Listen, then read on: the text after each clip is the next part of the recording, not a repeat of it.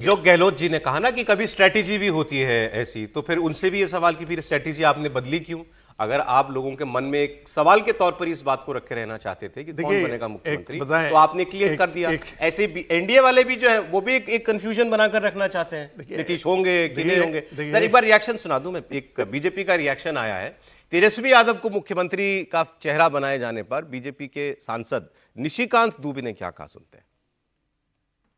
तेजस्वी का चेहरा जितना यहाँ के बिहार की जनता के बीच में जाएगा, एनडीए गठबंधन उतनी ही मजबूती के साथ आगे बढ़ेगा, क्योंकि 1990 से लेकर 2005 तक का जो जंगल राज और जो विकास है, आज आप समझिए कि मुझे आज भी याद है कि मैं 2005 के चुनाव में जब यहाँ से पूर्णिया जा रहा था तो मुझे 6 घंटे लगे थे। रात में मैं पूर्णिया से यहाँ आया, 1.5 घंटे में मैं पहुँच रहा हूँ।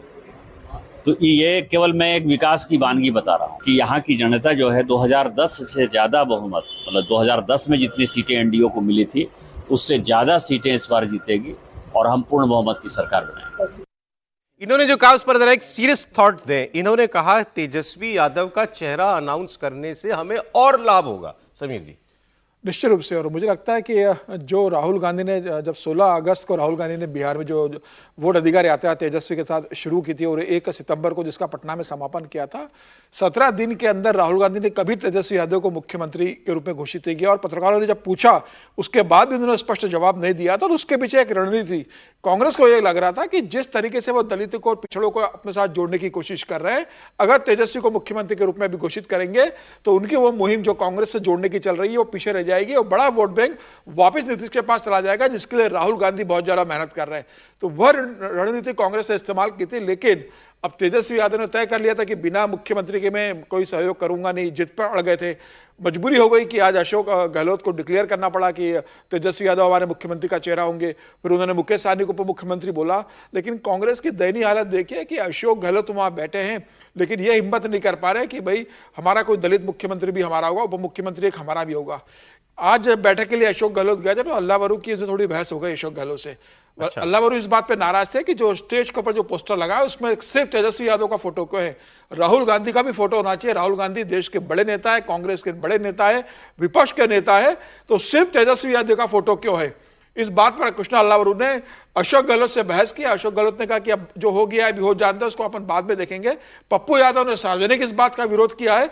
कृष्णा अल्लावरू ने बंद कमरे में नाराजगी जाहिर की कि ऐसा नहीं होना चाहिए। जब गठबंधन की पत्रकार वार्ता है, कांग्रेस के यहां बड़े नेता मौजूद है, कांग्रेस के प्रभारी मौजूद है, कांग्रेस एक बड़ा दल है, उसके अंदर देश में कांग्रेस बड़ा दल है, तो राहुल गांधी का फोटो क्यों नहीं है। और मुझे लग रहा है कि जिस तरीके से कांग्रेस ने आरजेडी के सामने एक दयनीय समर्पण कर दिया है कि राहुल गांधी का फोटो नहीं लगेगा तो नहीं लगा, वो आपने स्वीकार कर लिया। आप अपना उप मुख्यमंत्री घोषित नहीं कर पा रहे हो तेजस्वी यादव के दबाव में।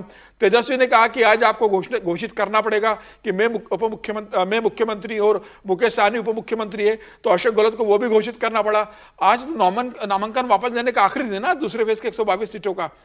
क्या जो चल रहा था इनके बीच में फ्रेंडली फाइट का, क्या तेजस्वी यादव और अशोक गहलोत ने उसका जवाब दिया पत्रकार वार्ता में कि जो फ्रेंडली फाइट हमारी हो रही है, किन लोगों ने नाम आज वापस ले लिया? दीपांकर भट्टाचार्य ने जवाब दिया। मैं वो सुनवाई देता हूं, आप जो बात कह रहे हैं। दीपांकर भट्टाचार्य से यही सवाल हुआ कि भाई आज तो नॉमिनेशन वापस लेने का आखिरी दिन है, अब कितनी सीटों पर फ्रेंडली फाइट होगी। तो उन्होंने कहा कि कहीं इस वक्त भी कहीं कोई उम्मीदवार अपना पर्चा वापस ले रहा होगा और मान लीजिए हो भी जाए 1-2 सीट पर, 2-4 सीट पर फ्रेंडली फाइट, तो कोई फर्क नहीं पड़ता। 95% सीटों पर तो हमारी सहमति है। मैं तो देखिए स्टैटिस्टिक्स का छात्र रहा हूं और हम जानते हैं कि अगर 1-2% कुछ इधर उधर हो उससे फर्क नहीं पड़ता।